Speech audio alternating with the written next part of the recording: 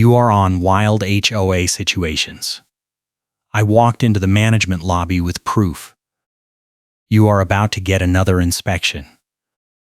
That was what Denise Porter shouted at me in the mailbox corridor of Briarwood Reserve, waving a laminated policy sheet like it was a warrant.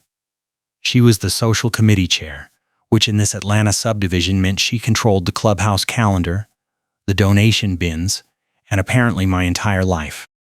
I teach high school English, and I had just gotten home from a brutal parent-teacher conference when she cornered me at the package locker area with her folder organizer and that mesh evidence tote she carries everywhere like a trophy. She claimed someone had been stealing from the charity donation jars in the clubhouse. 3 jars had vanished over the past 2 weeks. Pet Rescue Fund, Holiday Toy Drive, Community Beautification. All gone. And according to Denise, I was the prime suspect because I had been seen near the clubhouse on the same days the money went missing. I asked why only my street was being accused when half the neighborhood used that building. She snapped that I was being defensive, which apparently proved I was guilty. That was the moment I knew this was going to get worse before it got better. I tried to walk away. She followed me to my driveway, reading from her policy sheet about clubhouse access rules and trespassing authority. She said she could trespass me from common areas for being a thief. I asked for proof.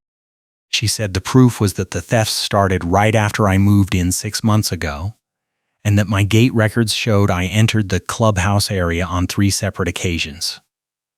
I pointed out that I had legitimate reasons to be there. She ignored me and pulled out her phone, scrolling through what she claimed were messages from other residents backing her up. Everyone agrees with me I have messages, she said. She waved the phone around but never actually showed me the screen. Then she told me I had until the next day to admit what I did and return the money, or she would start daily fines that start tomorrow unless I admit it.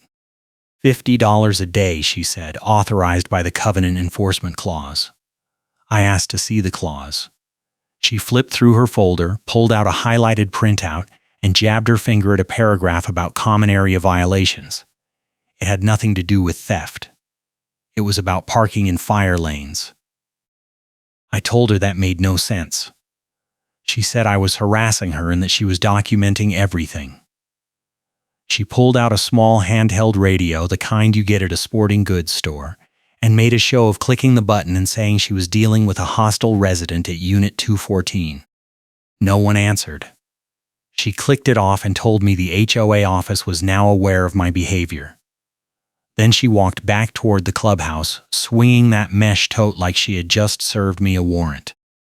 That night, I reviewed my doorbell camera footage. I have a unit at the end of a cul-de-sac, and my camera covers my front porch and part of the shared sidewalk. I scrolled back through 2 weeks of recordings. On one clip from a Tuesday afternoon, I saw Denise walking past my unit carrying a canvas tote bag. She glanced at my door, then kept walking toward the clubhouse. The timestamp was 3:47 p.m. I checked my own gate log. I had not entered the clubhouse that day. I had been at work until 5. I pulled up the next clip. Thursday evening, same week. Denise again, this time with a different bag, heading back from the direction of the clubhouse. She stopped at the corner, looked around, then adjusted something in the bag. The angle was not perfect, but I could see her checking her phone and then tucking the bag under her arm.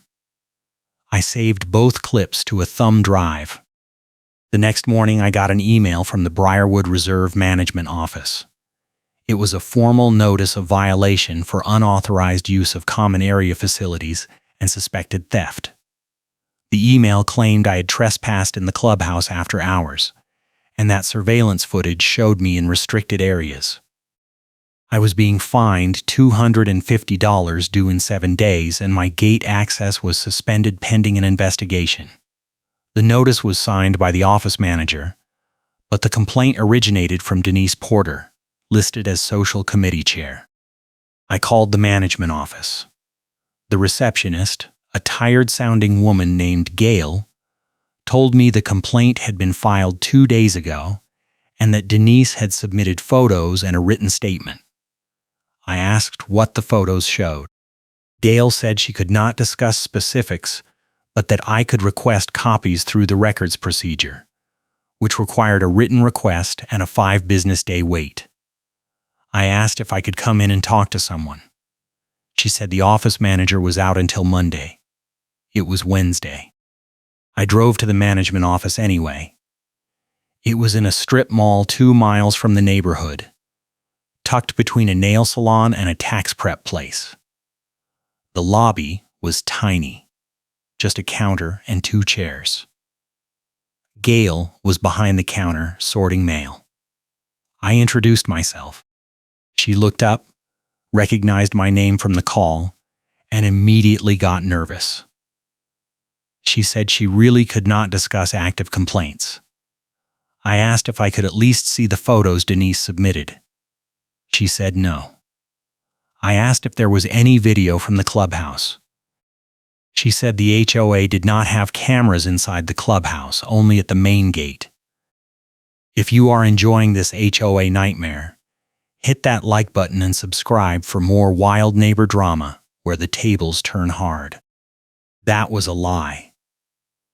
I had been inside the clubhouse a month earlier for a community meeting, and I saw 2 cameras mounted in the main room. I pointed that out. Gail blinked. She said those cameras were decorative and not functional. I asked who told her that. She hesitated, then said Denise had mentioned it during the complaint filing. I asked if Denise was the one who provided the so-called surveillance footage. Gail did not answer, but her face told me everything. I left the office and sat in my car. My gate access was suspended, which meant I could not get my mail from the cluster box inside the gate. I could not use the guest parking. I could not access the pool or the clubhouse. Not that I wanted to. And if I did not pay the fine in 7 days, the HOA could put a lien on my property. That was when I realized Denise was not just trying to embarrass me. She was actively trying to destroy my ability to live in my own home. I called my mail carrier. His name was Roy, and he had been delivering in Briarwood for 3 years. I asked if he had noticed anything strange around the clubhouse or the package lockers in the past few weeks. He was quiet for a second, then said he was not supposed to talk about resident behavior. I told him I was not asking him to testify in court, just checking if he had seen anyone acting weird. He sighed. He said he had seen Denise near the package lockers several times in the past month, and that she always seemed to be checking the lockers even though her unit was on the other side of the neighborhood. He said it struck him as odd because she would open lockers that were not hers, using some kind of master key. I asked Roy if he would be willing to write a statement. He said he would think about it. That was not a yes, but it was not a no. I thanked him and hung up. Then I went back to my doorbell footage and started building a timeline. I pulled every clip that showed Denise near my unit or the clubhouse over the past 2 months. I found 6 clips total. 3 of them showed her carrying bags or totes. 2 showed her stopping to look at her phone near the mailbox cluster. 1 showed her talking to another resident, a guy named Ed who lived 2 doors down from me. I knocked on Ed's door that evening. He answered in a bathrobe holding a beer. I introduced myself, explained the situation, and asked if he remembered talking to Denise a few weeks back. He nodded. He said Denise had asked him if he had seen anyone hanging around the clubhouse late at night. He told her no. She asked if he knew me. He said barely. She told him to keep an eye out because there had been reports of suspicious activity. Ed said he thought it was weird at the time because he had never heard of any suspicious activity, and Denise seemed really eager to make it sound like a big deal. I asked Ed if he would back me up if this went further. He shrugged and said he did not want to get involved in HOA drama. I understood. Most people do not. But I also knew that if I did not fight this, Denise would bury me, and no one in Briarwood would care until it happened to them. The next day, I filed a formal records request with the management office. I asked for copies of all complaint documents related to my violation notice, all photos submitted by Denise Porter, all gate access logs for my address, and all correspondence between Denise and the management office regarding clubhouse incidents. I also asked for the minutes from the last 2 HOA board meetings. I dropped the request off in person, got a stamped receipt from Gail, and left. While I waited for the 5-business-day response, Denise escalated. She filed a second complaint with the management office claiming I was harassing her by asking neighbors about her. She said I had created a hostile environment and that she felt unsafe in the community. The office manager, a guy named Ron, called me and told me I needed to stop contacting residents about HOA business. I told him I had every right to ask my neighbors questions. He said Denise was considering a restraining order and that the HOA would support her if she filed one. I asked Ron if he had reviewed any of my evidence. He said he had not received any evidence from me. I reminded him about the records request. He said that was a separate process and had nothing to do with the harassment complaint. That was the moment I realized the management office was either in Denise's pocket or too scared to challenge her. Either way, I was on my own. I went back to the clubhouse. My gate access was still suspended, so I parked outside the main entrance and walked in on foot. The clubhouse was unlocked during the day. I walked through the main room checking for cameras. I found the 2 I remembered from the community meeting. They were mounted high on opposite walls, black domes with little red lights. I took photos of both with my phone. Then I walked to the back hallway where the storage closets were. One door was marked Social Committee Storage. It had a keypad lock. I tried the handle. Locked. I went back to the front desk and asked the part-time attendant, a college kid named Tyler, if he knew the code for the storage room. He said only committee chairs had the code. I asked if Denise had been in recently. He said she was in almost every day. I asked what she usually did. He said she came in, went to the storage room, and left. Sometimes she carried boxes or bags. He did not think much of it because she was the social chair and that was her job. I thanked Tyler and left. I sat in my car and called Roy again. This time I asked him point blank if he would be willing to write a statement about what he had seen. He was quiet for a long moment. Then he said yes, but only if I kept his name out of it unless absolutely necessary. I agreed. He said he would email me something by the end of the day. Roy's statement arrived that night. It was short, but damning. He confirmed that he had seen Denise accessing package lockers that did not belong to her on at least 4 occasions over the past month. He confirmed that she used a key ring that looked official. He confirmed that she always checked over her shoulder before opening the lockers. He said he had not reported it because he assumed she had some kind of HOA authorization, but in hindsight it seemed suspicious given the theft complaints. I added Roy's statement to my evidence folder. I now had doorbell footage, a timeline, a witness statement, and photos of the clubhouse cameras that supposedly did not work. I also had the management office's claim that there was no interior surveillance, which contradicted what I could see with my own eyes. That was when I decided to go directly to the source. I found the contact information for the security camera vendor. The clubhouse had a small metal plate near the back door with a company name and a phone number. I called them. A guy named Marcus answered. I explained that I was a resident at Briarwood Reserve and that I needed to verify whether the interior cameras were active. Marcus said he could not discuss client systems without authorization. I asked who the authorized contact was. He said Denise Porter, social committee chair. That confirmed it. Denise controlled the camera system. If there was footage of me supposedly trespassing, she was the only one who could have pulled it. And if the cameras were really decorative, she had lied to the vendor about their function. I asked Marcus if he could at least confirm whether the cameras were recording or just dummy units. He hesitated, Then he said the system was active and had been recording continuously for the past 6 months. He said Denise had access to the cloud portal and could download clips anytime. I thanked him and hung up. Now I had proof that Denise had lied to the management office about the cameras. I also had proof that she had sole access to the footage, which meant any clips she submitted were curated by her and could easily be manipulated or taken out of context. I filed a second records request. This time I asked for all video footage from the clubhouse interior cameras for the dates listed in my violation notice. I also asked for the vendor contract and the access log for the cloud portal. I delivered it in person, got another stamped receipt, and waited. 2 days later, Denise showed up at my door. She was carrying her mesh evidence tote and her folder organizer.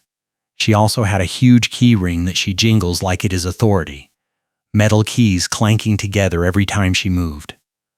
She said she was there to conduct a compliance inspection of my front yard. I asked what that meant. She said the HOA had received a complaint about unauthorized modifications to my landscaping. I looked at my yard. It was gravel and 2 sad shrubs. I had not changed anything since I moved in. I told her there was no modification. She pointed at one of the shrubs and said it looked bigger than the approved plant list allowed. I asked to see the approved plant list. She said it was in her files and that she would email it to me after she finished the inspection. She walked around my yard taking photos with her phone, jingling those keys the whole time. Then she said she was noting a violation for noncompliance, and that I would receive a notice within 3 business days. I asked what the fine would be. She said $75 plus $25 per day until the issue was corrected. I asked how I was supposed to correct an issue I did not create. She said I needed to remove the shrub and replace it with something from the approved list, and that I needed to submit a landscaping modification form for pre-approval. I pointed out that the shrub had been there when I bought the place. She said that did not matter. Previous violations carried forward to new owners. That was the moment I snapped. I told her she was making this up as she went along.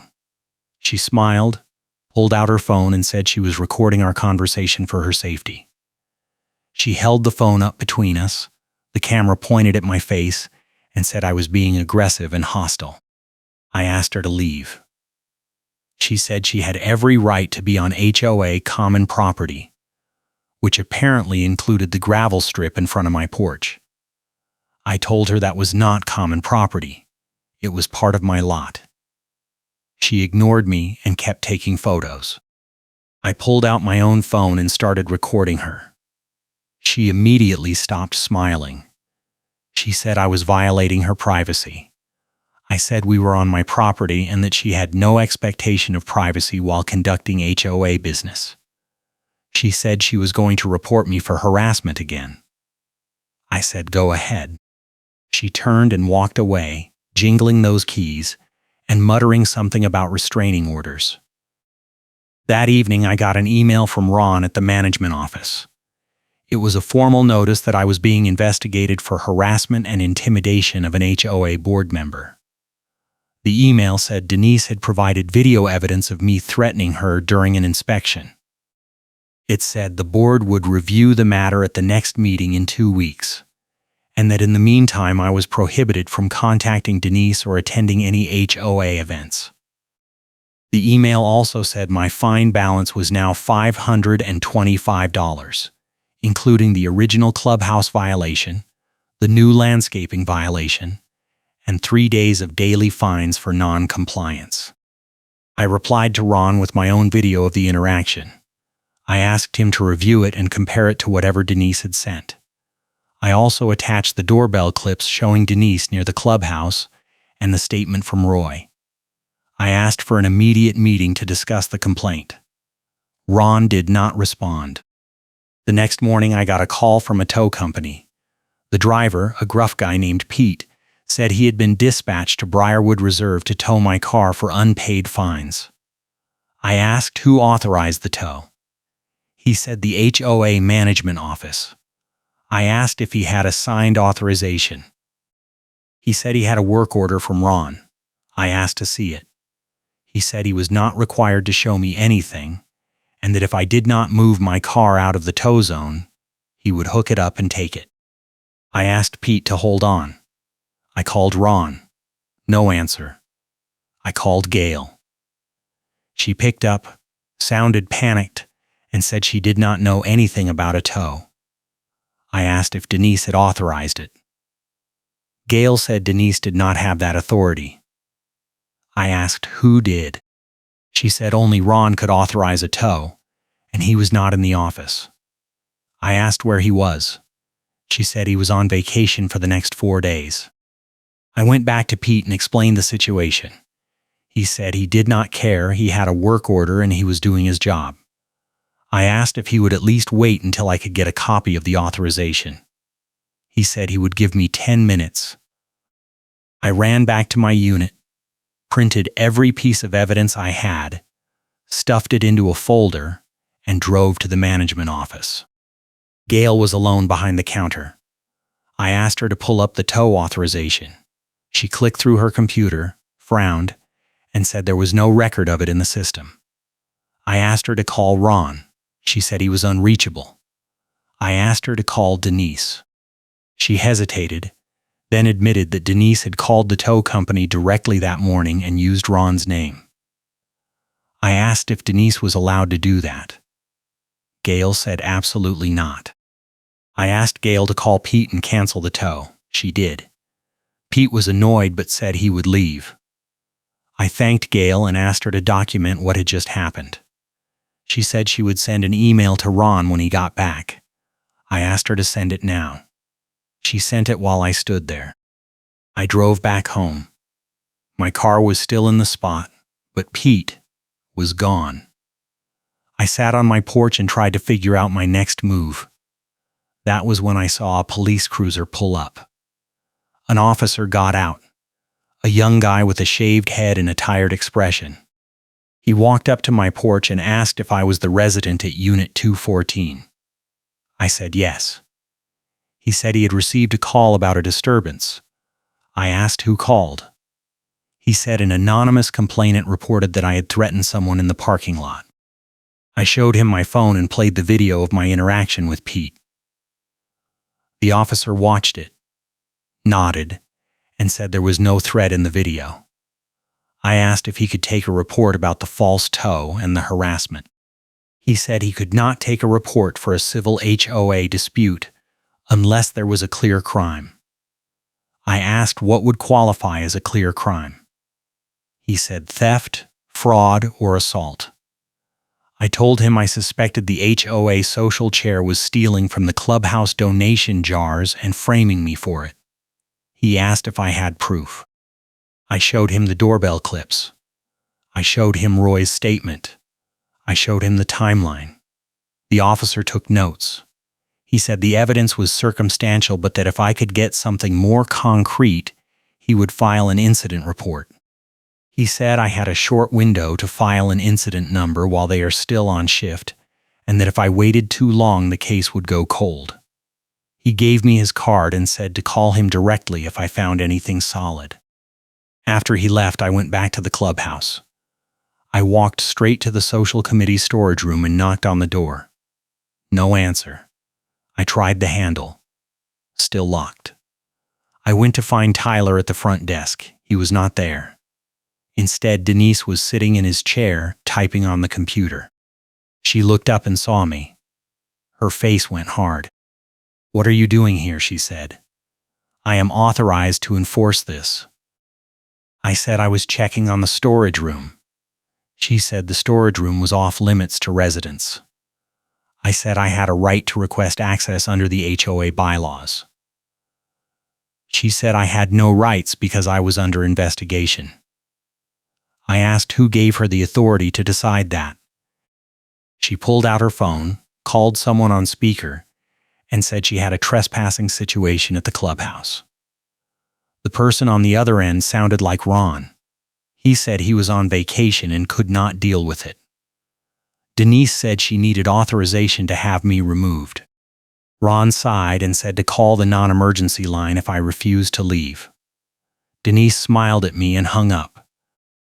I left before she could call anyone. I sat in my car and realized I needed to move faster. The records custodian, a volunteer named Helen, had refused to let me photograph anything when I went to the office, so I had no access to the original complaint documents. The vendor would not talk to me without Denise's authorization. The management office was stalling, and Denise was escalating every single day. That night I went through my evidence folder again. I had doorbell clips showing Denise near the clubhouse with bags. I had Roy's statement about her accessing lockers. I had photos of the cameras that supposedly did not work. I had emails proving she lied to the management office. But I did not have the stolen items. I did not have footage of her taking the donation jars. And I did not have access to the storage room where I was sure she was stashing everything. Then I remembered something. When Denise came to my door for the landscaping inspection, she had been carrying that mesh evidence tote. It was always full. I had assumed it was HOA paperwork. But what if it was not? What if she was keeping the stolen items in that tote, moving them around so no one could pin them to a single location? I called Roy one more time. I asked if he had ever seen Denise carrying anything unusual in that mesh tote. He said he had seen her with it a dozen times, always stuffed full. He said one time he saw her pull a roll of something out of it, like stickers or labels. I asked what kind of labels. He said they looked like parking decals, the kind the HOA used for guest parking. I asked why that was strange. He said because Denise was not in charge of parking, and the decals were supposed to be locked in the management office. That was it. Denise was not just stealing donation money. She was stealing HOA supplies and using them for her own purposes. The parking decals. The keys. Maybe even the vendor contracts. She had access to everything, and she was using her position to cover her tracks. I called the officer who had given me his card. I told him about the parking decals in the tote. He said that was interesting, but still not enough for a report.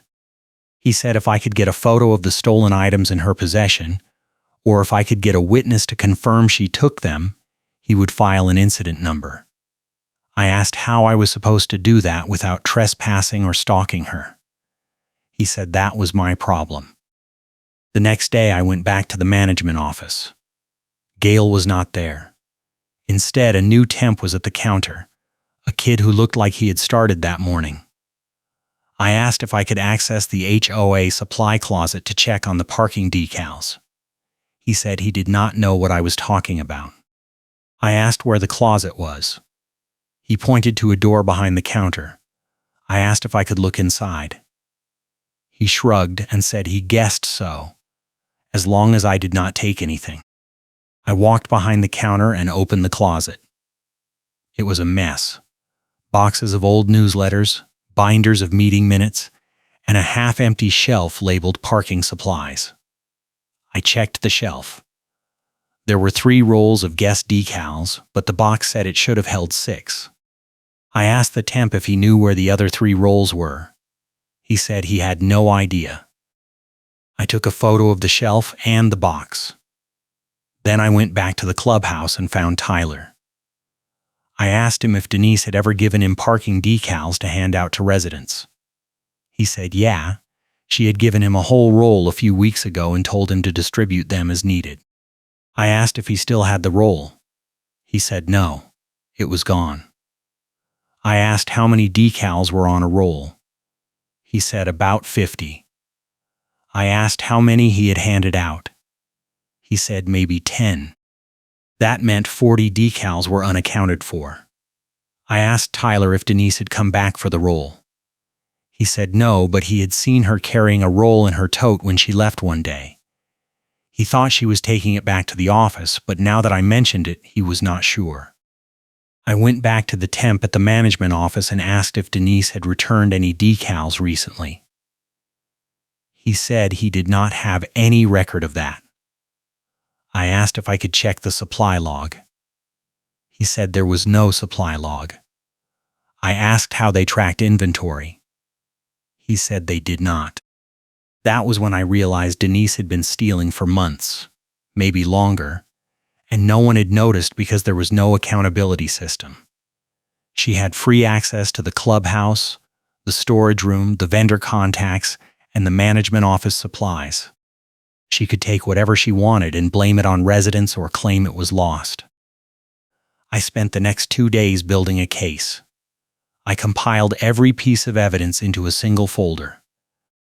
Doorbell clips, timeline, Roy's statement, photos of the clubhouse cameras, emails from Ron and Denise, the video of our confrontation, the parking decal inventory, and Tyler's confirmation that Denise had taken the role. I also wrote a detailed summary of every escalation, every lie, and every threat she had made. Then I filed a police report. I went to the station, met with the officer who had given me his card, and handed him the folder. He reviewed it for 20 minutes, asked a few clarifying questions, and then said he would file an incident number for suspected theft of HOA property. He said he could not guarantee an investigation, but the report would be on record, and if anything escalated, it would support my case. That gave me leverage. I took the incident number and sent it to Ron at the management office. I sent it to the HOA board president, a guy named Lawrence who lived on the other side of the neighborhood. I sent it to every board member whose contact information I could find. And I sent a copy to Denise. The response was immediate. Ron called me and asked what the hell I was doing. I told him I was protecting myself from a fraudulent investigation and a hostile board member. He said filing a police report was escalating the situation unnecessarily. I said Denise had escalated it when she tried to tow my car and frame me for theft. He said I needed to come into the office for a meeting. I said I would as long as Denise was not there. He agreed. The meeting was 2 days later. Ron, Lawrence, and Gail were there. I brought my folder, a voice recorder, and a printed copy of the police incident report. Ron started by saying the board wanted to resolve the situation amicably and that they were willing to waive the fines if I dropped the police report. I said no. I said I wanted a full investigation into Denise's theft, a formal apology, restoration of my gate access, and removal of all violations from my account. Lawrence looked uncomfortable. He said the board had not been aware of the extent of the situation and that they would review the evidence. I asked if they had reviewed it already. He admitted they had not. I asked why not. He said Denise was in charge of the complaint process and she had told them my violations were routine enforcement. I handed them my folder.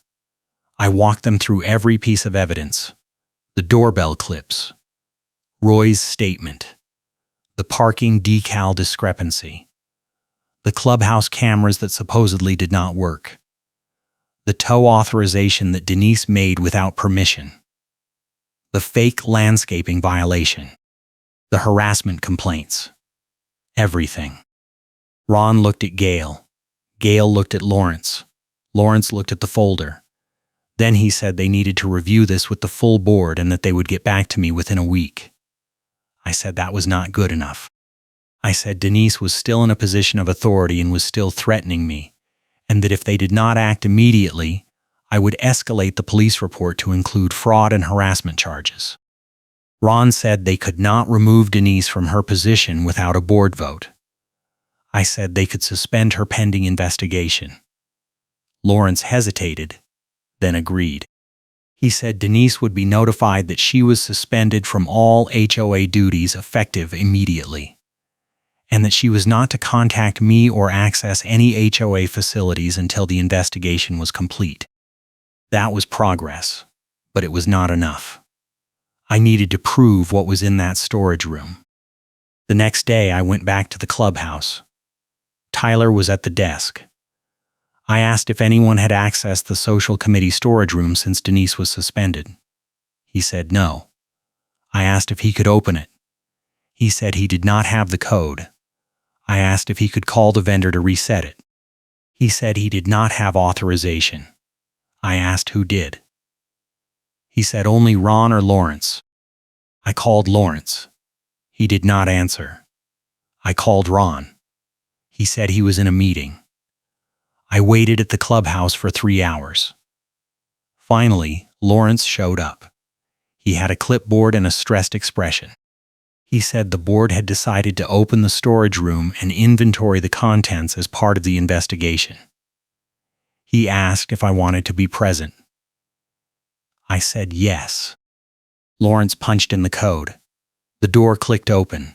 Inside was chaos. Boxes stacked to the ceiling, trash bags full of random items, and in the corner, a large plastic storage tote with a lid. Lawrence opened the tote. Inside were 3 empty donation jars, 2 rolls of parking decals, a stack of vendor invoices, and a half-dozen small packages with torn mailers. Lawrence pulled out his phone and took photos. He said he was documenting everything and that the board would forward the evidence to the police. I asked if I could take photos too. He said yes. I took photos of the tote, the jars, the decals, and the packages.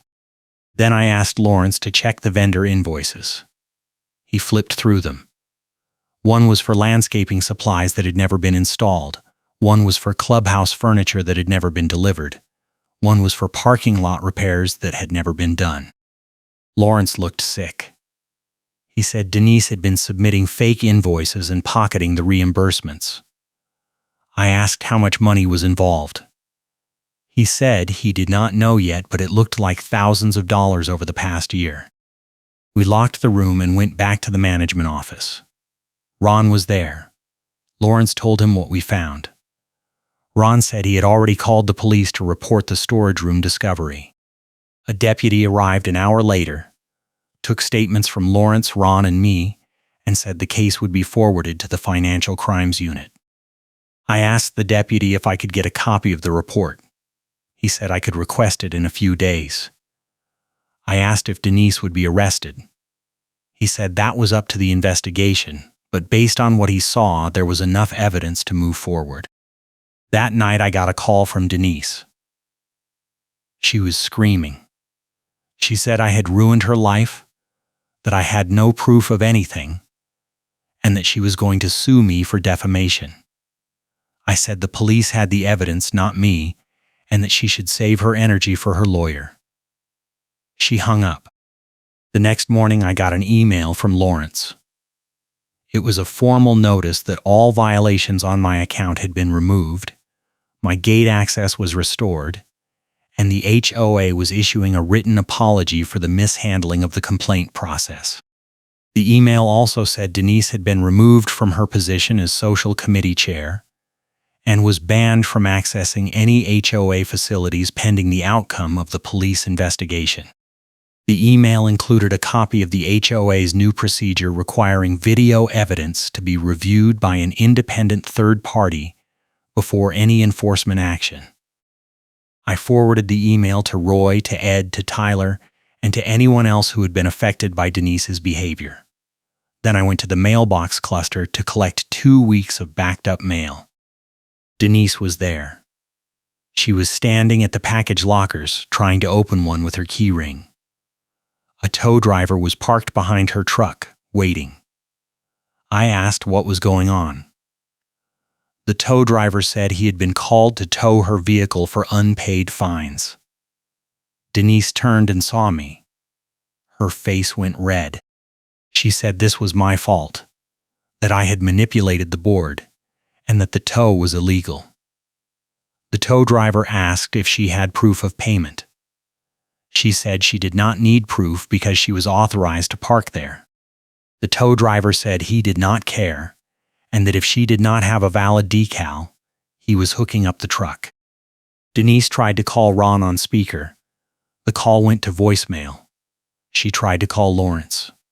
Same result. The tow driver hooked up her truck. Denise screamed that she was going to report all of us. The tow driver ignored her and drove away with her vehicle.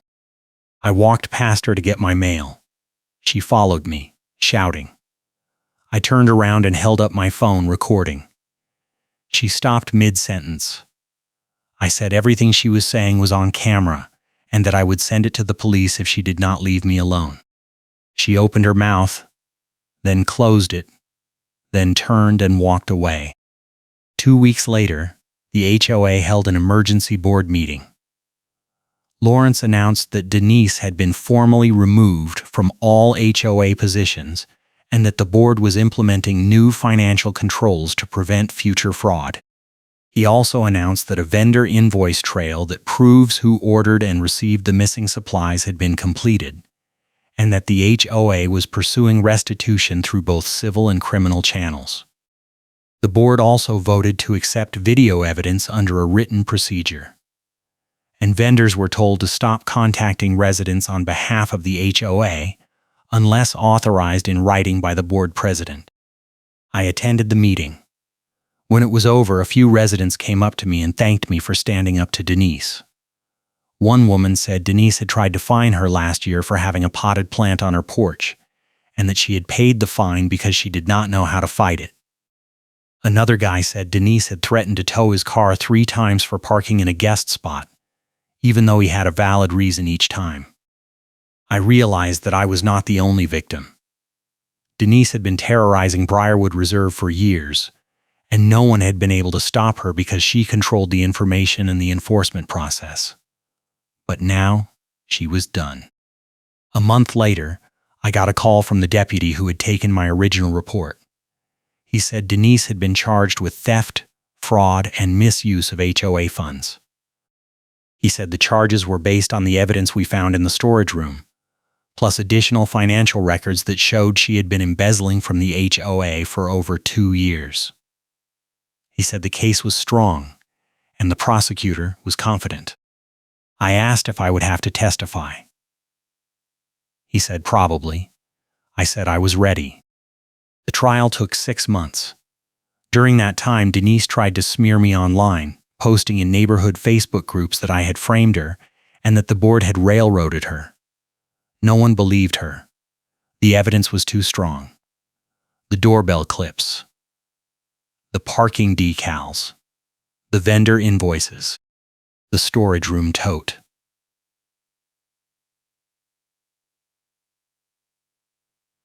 Roy's statement, Tyler's confirmation, all of it stacked up until there was no denying what she had done. In the end, Denise was convicted on 4 counts of theft and 2 counts of fraud. She was sentenced to 18 months in county jail, 5 years probation, and ordered to pay full restitution to the HOA. The judge also issued a permanent restraining order preventing her from holding any position in any homeowners association in the state. The funny karma moment came during her sentencing hearing. Denise's lawyer tried to argue that she had acted in good faith and that the charges were based on a misunderstanding of HOA procedures. The prosecutor asked Denise to explain the storage tote. Denise said she had been collecting items for a community yard sale and that she had every right to store them in the clubhouse. The prosecutor then asked her to explain the empty donation jars. Denise said they had been moved for cleaning. The prosecutor asked who authorized the move. Denise said she did, because she was the social committee chair. The prosecutor asked her to point to the rule in the HOA bylaws that gave her that authority. Denise confidently pulled out a printed copy of the bylaws, flipped to a highlighted section and read it out loud. It was the rule about pool maintenance. The courtroom went silent. The judge asked her to read it again. She did. Then she realized her mistake. Her face went white. The prosecutor smiled. The judge sentenced her on the spot. After the sentencing, I went back to Briarwood Reserve. The board had replaced Denise with a new social committee chair, a retired accountant named Marge who immediately implemented a transparent budgeting process and a monthly audit. The management office hired a new office manager who required written authorization for every enforcement action. And the clubhouse installed a new camera system with third-party monitoring, so no single person could control the footage. I still live in Briarwood. I still teach English. And I still check my doorbell camera every night, just in case. But the neighborhood is different now. People talk to each other. They question the board. They ask for transparency. And no one is afraid of the HOA anymore. I hope you enjoyed this HOA drama.